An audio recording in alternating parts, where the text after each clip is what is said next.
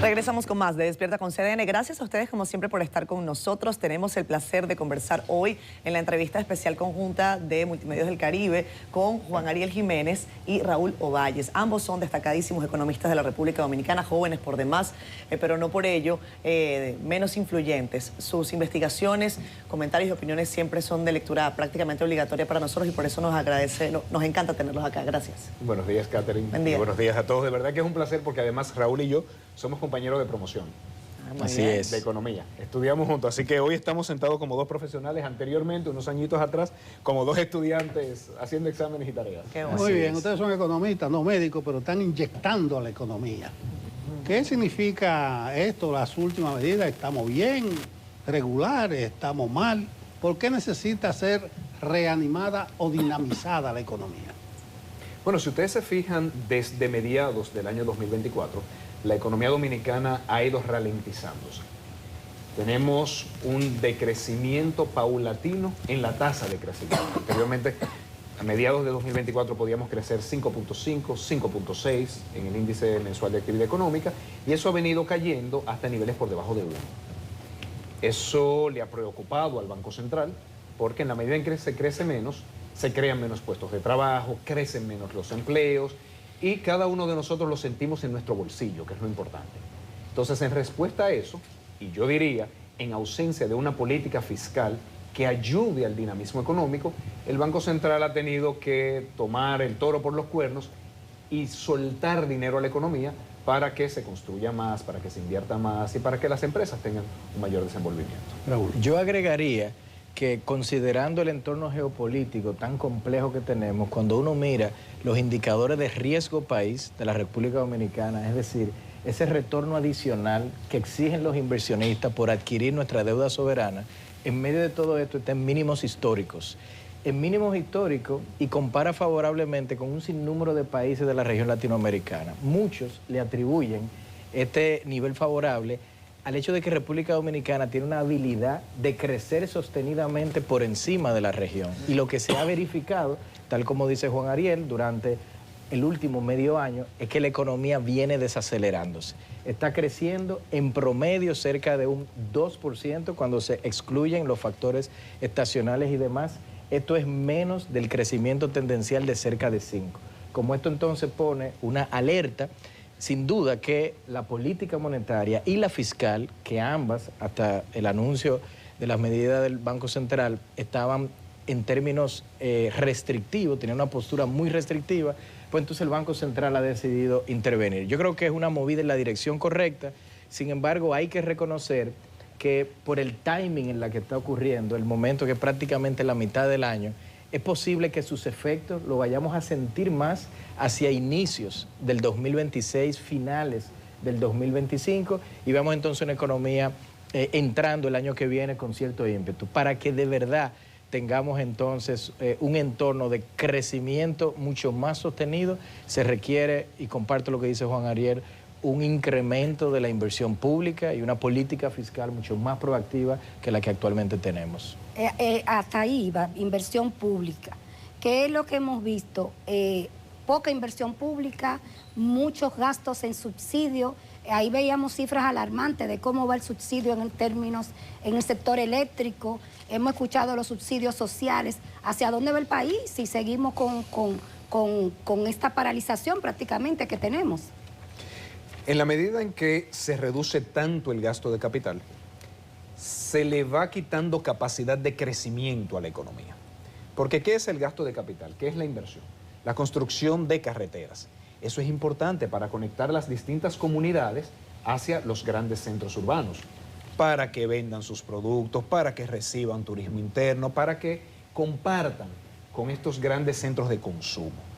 Gasto de capital también son los puertos, los aeropuertos. Por ejemplo, un puerto de Manzanillo, que sería tan importante para poder catalizar una serie de inversiones logísticas, industriales y agroindustriales en la zona noroeste y para mejorar la competitividad de lo que yo entiendo es la metrópoli más importante de cercanía con la costa este, que es Santiago, que es nuestro gran enclave industrial. Entonces, son todas esas inversiones públicas que catalizan otras inversiones privadas, que catalizan una mayor creación de empleos y que permite que a futuro incluso se pague la deuda con la que se hacen esas inversiones. Esa deuda se paga sola. Mientras que el gasto de capital es un gasto, digamos, que se quema, es un gasto que no añade cosas nuevas. El corriente. El corriente. Entonces, el gasto corriente estamos hablando de nómina, estamos hablando de subsidio, estamos hablando de ayuda, que si bien tienen un rol que jugar, no añade capacidad de crecimiento a futuro. Entonces, cuando vamos gastando, quemando las energías en el inmediatismo y no en la construcción de un país distinto a futuro, pues la tasa de crecimiento de la economía se empieza a desacelerar y podemos caer en lo que América Latina ha visto como la trampa del ingreso medio, que es ese momento en donde ya dejamos de crecer a grandes tasas y nos estancamos en lo que se pudiese denominar una mediocridad económica. Sí, Juan Ariel o Raúl, ¿qué debería hacer el país para blindarse con todo este mundo tan convulso que hay en temas, por ejemplo, si se produjese una alza del petróleo, el propio tema del turismo? ¿Qué papel, por ejemplo, jugarían ahí las reservas internacionales del Banco Central frente a posibles choques externos? ¿Cuál es la visión que ustedes tienen sobre esa parte? En el caso de este entorno geopolítico tan convulso y que, como estamos viendo recientemente con los desarrollos entre Irán e Israel, podría llevar a que los precios internacionales de commodities energéticos como el petróleo, el gas natural, que son una parte esencial de nuestra matriz energética, se vean afectados. Yo pienso que desde hace tiempo el país debió de haber adoptado una política de Estado de adquirir seguros año a año contra este tipo de shocks. Ya lo hemos hecho en dos ocasiones anteriores, una vez en el 2015 y otra vez lo hizo esta administración de manera muy exitosa en el año 2021. Estábamos en ese momento protegidos contra incrementos de precio del gas natural. Estalló la guerra de Ucrania y eso nos afectó mucho menos de lo que pudo haber sido si no hubiésemos tenido estos seguros. En este caso estamos descubiertos. Por lo tanto, si es que este conflicto se vuelve uno extendido en el tiempo y llega a afectar estos precios, República Dominicana sin duda que sentiría los efectos de desaceleración adicional al que ya la economía está sintiendo. Por lo tanto, una política de Estado de cubrirnos contra estos incrementos a través de compra de seguros y demás, me luce a mí que es importante. En el caso del turismo, algo interesante que ha provocado la administración Trump a nivel global parecería ser una especie de nacionalismo a través de un sinnúmero de regiones y países que ha llevado a que los viajes desde países como Canadá hacia Estados Unidos hayan caído en casi 70%. Entonces los canadienses no están yendo. Estos son niveles, por cierto, similares a los de la pandemia. ¿Cómo podría República Dominicana redirigir los esfuerzos de promoción turísticas hacia esos canadienses, por ejemplo, que previamente quizás algunos querían ir a la Florida? ¿Por qué no traerlo para Punta Cana, Samaná, el Cibao, en fin? Lo mismo ocurre con un sinnúmero de países europeos donde la cantidad de viajeros hacia Estados Unidos ha venido cayendo. Entonces yo creo que esos son armas tácticas para tratar de mitigar los impactos negativos que este entorno tiene sobre la economía dominicana. Varias veces se han referido al entorno negativo, al entorno geopolítico, y pregunto sobre la base de que Estados Unidos es la gran sombrilla, no solo económica, sino monetaria, y visto lo que está pasando en Estados Unidos con el match entre Trump y la Reserva Federal, de si suben o no, bajan las tasas, ¿qué tan efectivas pueden ser en el tiempo las políticas del Banco Central, medidas frente al efecto derrame que tendría lo que pasa en Estados Unidos, que definitivamente no lo controlamos? Hay que saber varias cosas. Lo primero es que en Estados Unidos la inflación se mantuvo por encima de su zona de confort por mucho tiempo. La Reserva Federal se siente cómoda en la medida en que la inflación en Estados Unidos está cercana al 2%. Años después de iniciar la restricción monetaria, todavía no llega a ese 2%. Y se ha mantenido en el entorno de 2,4, 2,7 en el nivel más bajo. Eso ha llevado a la Reserva Federal a mantener tasas relativamente altas por un mayor tiempo. Pero además en Estados Unidos se ha dado la corrección de la pendiente de la curva. Anteriormente, por razones muy particulares, las tasas de interés de instrumentos cortos estaban por encima de las tasas de interés de instrumentos largos. O sea, la tasa de interés de una letra de 1, 3 meses, 6 meses estaba por encima de los bonos del Tesoro de 10, 20, 30 años. Eso es algo extraño, pasa de vez en cuando, Pero eso se ha ido corrigiendo, con lo cual las tasas de interés de largo plazo han aumentado. Todo esto pre-Trump, presionando a las tasas de interés de República Dominicana, evitando que la República Dominicana pueda bajar mucho las tasas de interés sin pegarle a la devaluación. Luego viene Trump, que ha sido posiblemente un cambio estructural, porque ha venido a cuestionar el orden político, económico e institucional liberal que ha predominado por décadas. Entonces es primera vez que un presidente cuestiona directamente a la Reserva Federal e incluso dice que debería removerse a su actual chairman, diríamos presidente. Eso pone nervioso a los mercados y eso lleva a que se genere una inestabilidad en los mercados financieros que por supuesto nos impacta a la República Dominicana. En algunos casos hace que se revalúe la moneda. Después del Día de la Liberación, donde Trump anunció todos estos aranceles, la mayoría de las monedas del mundo se revaluaron con respecto al dólar. ¿Por qué? Porque la gente dijo, hoy parece que Estados Unidos no es tan confiable como anteriormente. Déjame diversificar más mis inversiones, y tomaron dinero y lo llevaron a cada uno de los países. Eso pasó en América Latina, eso pasó en Asia y eso pasó en África. Pero sobre todo en algunos países europeos que son, digamos, la alternativa más directa a las inversiones en dólares.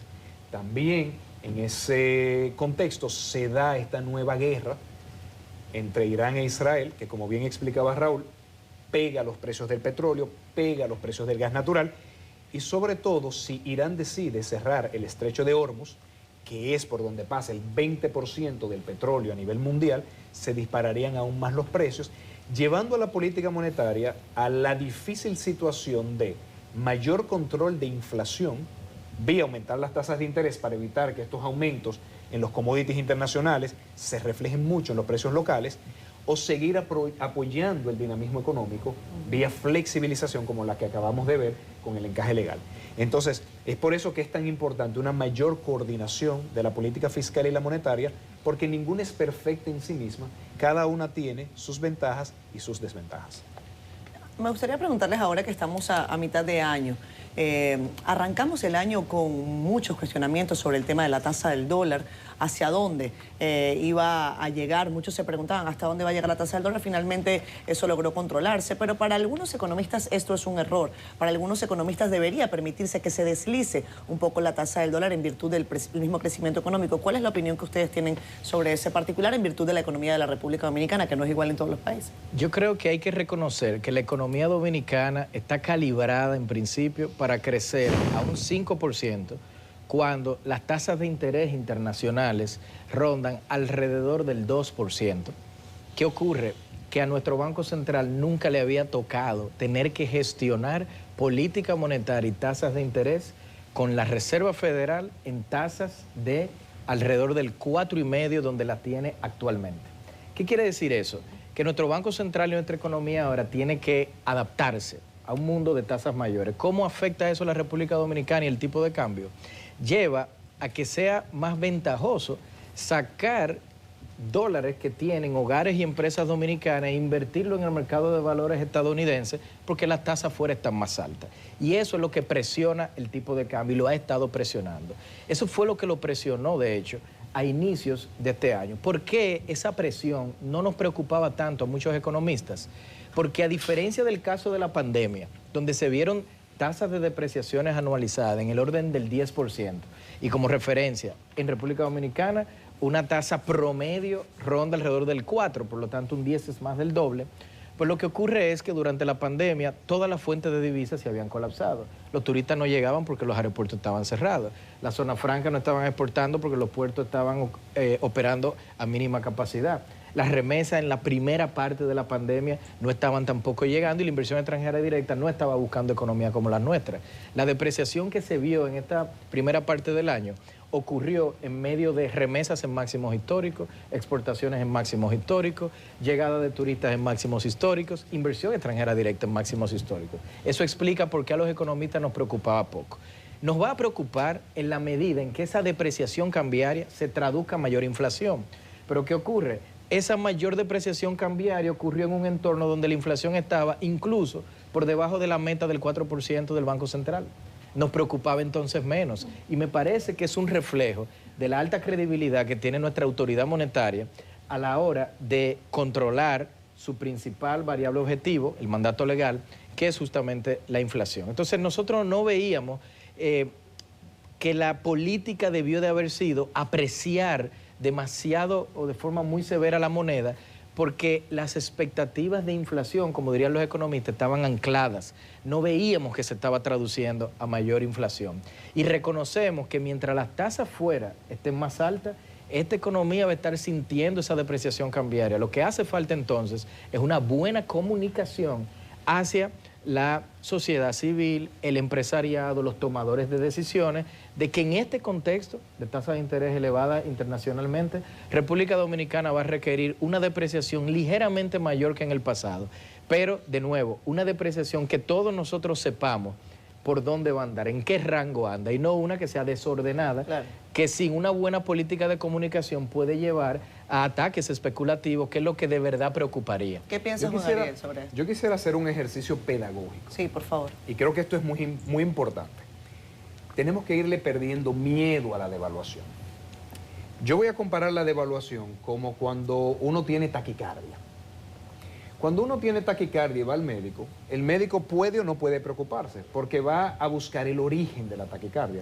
Si uno acaba de hacer ejercicio, es normal, es hasta saludable. Si uno está en reposo y el médico ve que hay problemas en el corazón, ya ahí es distinto. Entonces nosotros tenemos que saber que la devaluación que se dio en la crisis bancaria del 2003 fue una muy particular. Fue una crisis de credibilidad en el sistema financiero dominicano que llevó a que las personas sacaran su dinero a otros países. Eso se ha dado también en Argentina en el 1999, se ha dado también en México en el 1994, se ha dado en Turquía en el 2001. O sea, cuando se le pierde confianza a la banca, ahí mismo la gente cambia sus ahorros, pasa de moneda local a moneda extranjera y saca el dinero fuera. Y eso produce devaluación. Pero hay otras fuentes de devaluación. Raúl explicaba, normalmente el comportamiento de la moneda lo determina la diferencia de la tasa de interés. ¿Por qué? Porque un inversionista dice, mira, por más confianza que le tengo al sistema financiero dominicano, y hay razones para tenerle confianza, está muy sólido, me están dando este rendimiento versus este que puedo conseguir en Estados Unidos.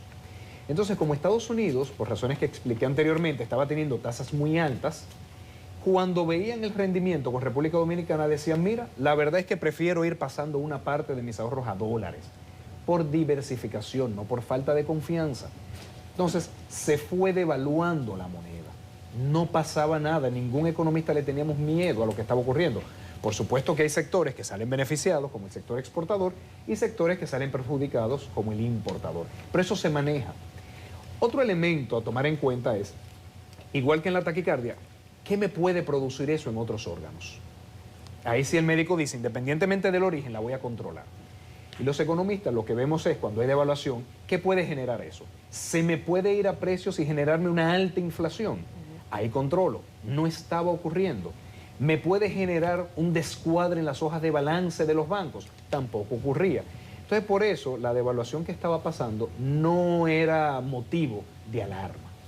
Era simplemente el resultado de la política de tasa de interés de Estados Unidos. Ahora, cuando llega Trump, implementa el Día de la Liberación, se le pierde confianza, ahora sí, al dólar y a las inversiones en Estados Unidos, se reevalúan todas las monedas del mundo, que no siempre es bueno porque afecta a nuestro sector exportador, sobre todo cuando le están poniendo aranceles. O sea, imagínense un sector exportador que ahora tiene aranceles de 10% en el mercado norteamericano, que es el más importante, y la moneda está revaluada. Entonces son todas esas cosas que hay que ver, y vuelvo a insistir con lo que decía Raúl, más que nada explicarle a la población, a los tomadores de decisión qué está ocurriendo, en lugar de simplemente reaccionar para mantener un tipo de cambio muy controlado. Y un último comentario, porque esa pregunta de Catherine es bien importante, es recordar que en economía no hay soluciones, solo dilemas, como nos enseñó un profesor.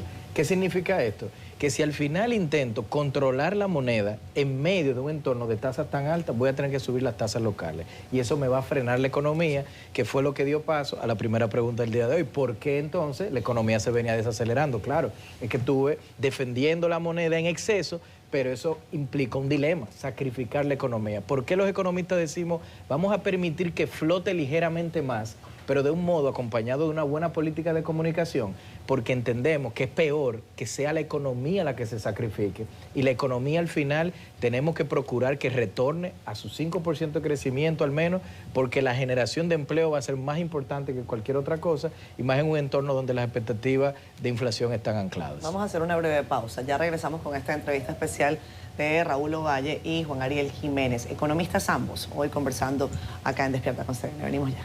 Gracias por continuar con nosotros acá en Despierta con CDN. Seguimos con esta entrevista especial que además usted podrá verla publicada in extenso en el periódico El Caribe, en primera página y por supuesto en interiores, al igual que en cdn.com.do. Nelson. Bueno, Juan Ariel abogaba por un equilibrio. Yo deduzco, por simple lógica, que hay un desequilibrio. Yo veo por un lado que la inflación controlada, que la tasa de cambio. Veíamos al principio cómo hay problemas en la calle, que no se ve el dinero, que no se ve el circulante. ¿A qué se debe ese desequilibrio? ¿Es que en el Banco Central el edificio es más alto y se ven las cosas con más claridad? ¿Cómo se logra ese equilibrio? Estamos en un entorno internacional complejo y obviamente cuando hay esos choques externos, alguien tiene que asumir en el entorno local reequilibrar la economía. En este caso, hemos descansado demasiado en la política monetaria y hemos visto muy poca ayuda de la política fiscal. Entonces, por supuesto, en un momento el Banco Central tiene que combatir la devaluación, lo hace sacando dinero de la calle para que nadie tenga dinero para comprar dólares. Se le va la mano, se desploma la economía, construcción va cayendo, que es un sector muy importante, no tiene una política fiscal que amortigue ese golpe, que diga, si no estás construyendo apartamentos, ven a construir carreteras, por dar un ejemplo. Entonces, la política monetaria tiene que volver a reaccionar, inyectando liquidez en la economía a través del encaje. Pero nuevamente, eso va a producir una ligera devaluación, porque no hay medicina perfecta. Toda medicina, en economía, así como en salud, genera efectos secundarios que alguien tendrá que controlar. Raúl. Yo agregaría que en el caso de la política fiscal opera en dos horizontes temporales. Lo voy a atar uno, mediano y largo plazo, a la famosa meta RD Meta 2036. Ahí la política fiscal y sobre todo la inversión pública debe operar como un mecanismo de cerrar brechas de infraestructura y habitacionales que tiene el país, que acarrea el país desde siempre, y a través de la inversión pública se pueden cerrar en el tiempo. Pero en la coyuntura, en el muy corto plazo, cuando la economía recibe un shock, entonces hay un rol adicional para la política fiscal, es el rol de estabilizar el ciclo, como dirían los economistas, es decir, intervenir con una política que pueda compensar la caída de la demanda privada y la demanda externa a través de elevar la demanda pública. Si no se realiza porque, por ejemplo, las autoridades entienden que la disciplina fiscal es un mandato superior o superlativo, entonces vuelven los dilemas, vamos a arriesgar el crecimiento económico. Y en el caso puntual de la política fiscal en la coyuntura de República Dominicana, ocurre que ni siquiera tendríamos que endeudarnos. Ni siquiera nosotros estamos abogando porque se aumente la inversión pública a base de mayor endeudamiento.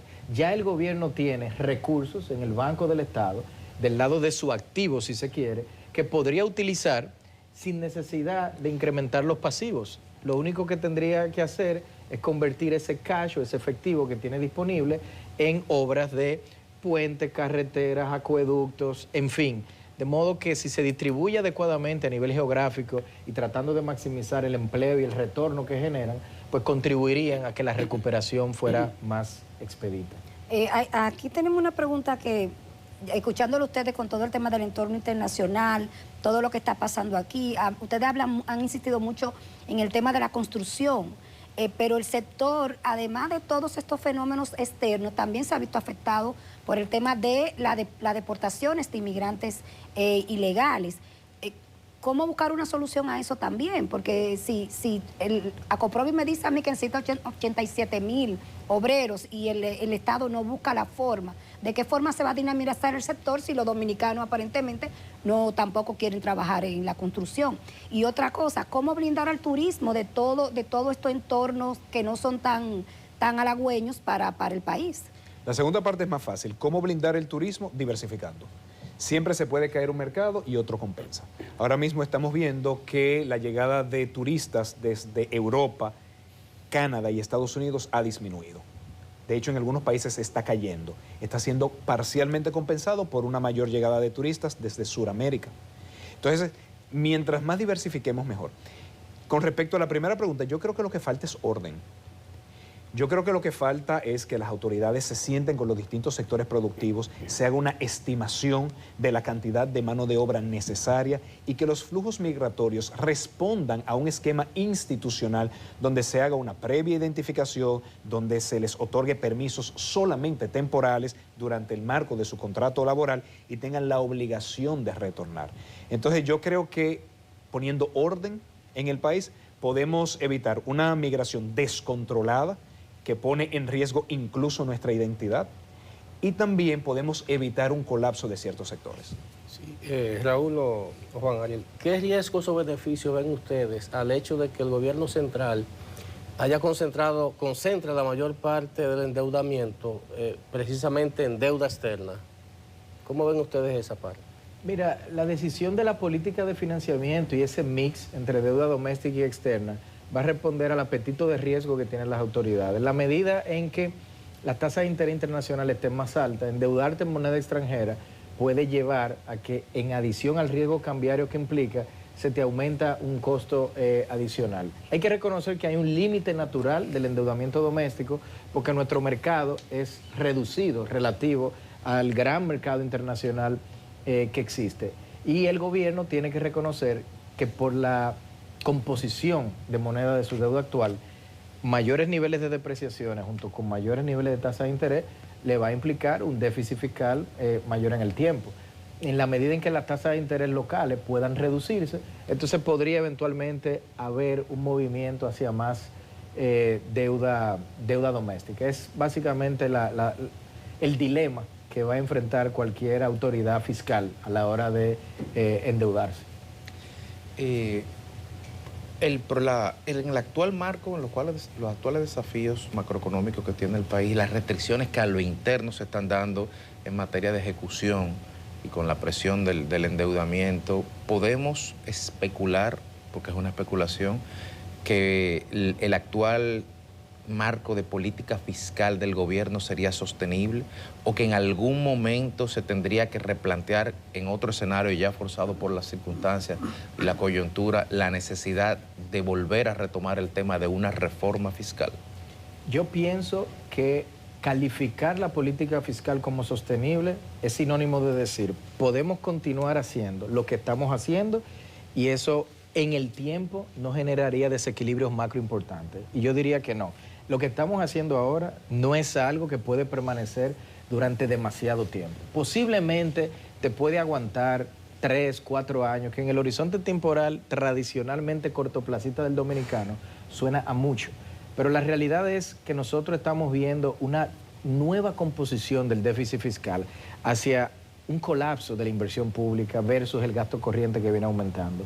Un incremento del endeudamiento que, si bien es gradual, y aquí yo no quiero anticipar que estamos ante un precipicio, crisis macroeconómica, lo que sí estoy diciendo, como si estuviese, volviendo a la analogía médica de Juan Ariel, un paciente con colesterol alto, hoy no es una emergencia, pero de no tratarlo a tiempo, se puede convertir en una. Entonces sí, la necesidad de una reforma fiscal está vigente. Lo único que hicimos fue que la traspasamos hacia el futuro. Y va a requerir en esta ocasión no solamente de una política comunicacional adecuada de cara a la sociedad, pero de generar una cierta legitimidad, que la sociedad no solamente entienda esta necesidad, pero que vea en el gobierno, las autoridades, que efectivamente hay un esfuerzo de mejorar el uso y la eficientización de los recursos públicos para que pueda entonces tener legitimidad esa nueva exigencia de reforma adicional que vayan a hacer las autoridades. Evidentemente hay dos sectores de la economía que han lucido afectados en los últimos años y que terminan por dinamizar o por hacer que la economía se resienta. Hablamos de construcción y minería. Quizás son dos de los sectores más grandes y que podrían de alguna manera u otra generar, sobre todo tema construcción, mayor cantidad de empleos y otras alternativas económicas que son positivas para el país. Sí es tan evidente si este paciente lo diagnosticamos relativamente fácil. No son ustedes los únicos economistas que lo han mencionado. Aquí tenemos la economía y ahí están los números. Tenemos otros sectores que se ven muy bien. Entonces, si es tan fácil determinar el diagnóstico, ¿cuál es el inconveniente del tratamiento? Yo creo que ha sido más que nada un tema político. En la medida en que nosotros decidimos darle cariñito a casi 2 millones de madres en lugar de construir estancias infantiles para que esas mismas madres puedan acceder al mercado laboral, estamos decidiendo la política del presente a costa del futuro de la República Dominicana. Pan para hoy, hambre para mañana. En la medida en que con el deterioro que ha tenido el sector eléctrico, que ha implicado más de $1.000 millones de subsidio adicional, estamos diciendo que se están construyendo menos avenidas, menos carreteras, menos caminos vecinales. Entonces, esa decisión política de que priorizar en el presupuesto ha llevado, uno, a que la construcción que pudiese ser generada por la inversión pública mengue, y dos, a que sea el Banco Central que tenga que cargar con toda la estabilidad macroeconómica y muchas veces va a requerir aumento de tasas y eso deprime aún más el sector construcción. O sea que el sector construcción lamentablemente ahora mismo está sintiendo el embate de ambas políticas descoordinadas y respondiendo a intereses distintos. Raúl, ¿cómo lo ves? Yo agregaría que hay también quizás un tema de visión técnica.